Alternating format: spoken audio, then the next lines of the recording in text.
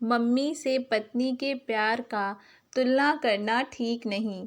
राघव, जो कि शुगर का मरीज था, कुछ दिन पहले ही उसके मामा के लड़के की शादी थी, जिसकी शादी में उसकी मम्मी भी शामिल हुई थीं। विवाह संपन्न होने के बाद जब वे घर वापस के लिए आने लगे, तब उसके मामा ने उसे बेटे की शादी की खुशी में मिठाई का डब्बा दिया था। डब्बे में से एक लड्डू उठाकर वे खाने ही वाला था कि तभी उसकी पत्नी धरा उसे रोकते हुए बोलती है, आप लड्डू मत खाइए, मैंने आपके लिए खीरे का रायता और करेले की सब्जी के साथ आपके मनपसंद नरम मुलायम फुलके बनाए हैं, आप वे खा लीजिए। लड्डू खाने से आपका शुगर बढ़ जाएगा। धारा की बात सुनकर राघव ने उदास मन से लड्डू का डब्बे में वापस रख दिया था। ये देखकर उसकी मम्मी धारा को डांटते हुए बोली, बहू तू घनी अक्लमंद है, जो बेटे के लड्डू खाने पर रोक लगा रही है। एक लड्डू खाने से कुछ नहीं होगा, तू उसे लड्डू खाने दे।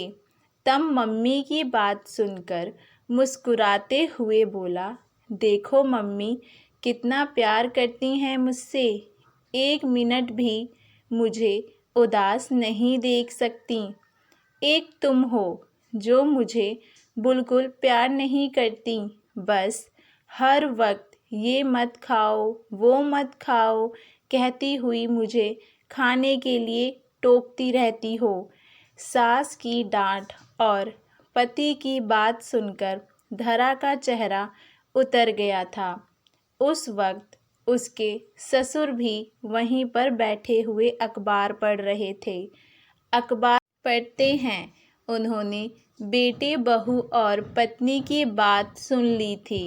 सारी बातों पर गौर करते हुए वो मुस्कुराते हुए राघव से बोले, बेटा ये सच है तुम्हारी मम्मी तुमसे बहुत प्यार करती हैं, परंतु बेटा कभी भी अपनी मम्मी से पत्नी के प्यार की तुलना करना ठीक नहीं, क्योंकि पत्नी भी पति से उतना ही प्यार करती है जितना उसकी माँ।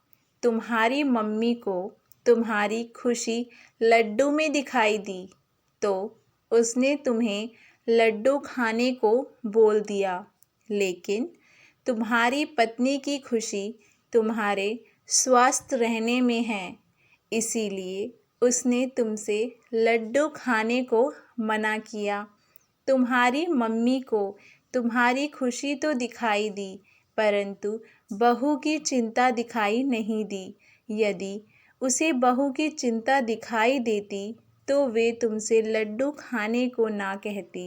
तुम्हें पता नहीं है, अपनी इसी आदत के कारण पिछली बार ये मरते मरते बची थी, जब उसकी शुगर लेवल बढ़ने पर डॉक्टर के मना करने के बावजूद भी चुपके से इसने रसोई में जाकर लड्डू खा लिया था।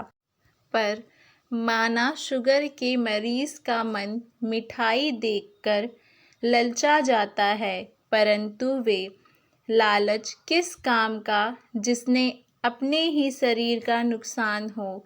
बहू सच में बहुत अक्लमंद है, जो तुम्हारी भलाई के लिए ठीक कह रही है। लड्डू को एक तरफ रख दो और खाना खाओ। पापा की बात सुनकर राघव ने लड्डू एक तरफ रख दिया और धारा की तरफ नज़रों की नज़रों से क्षमा याचना करते हुए खाना खाने लगा था। आशा करती हूँ आप सभी लोगों को हमारी ये कहानी पसंद आई होगी। आप लोगों की क्या राय है, हमें नीचे कमेंट बॉक्स में अपनी राय बताएं।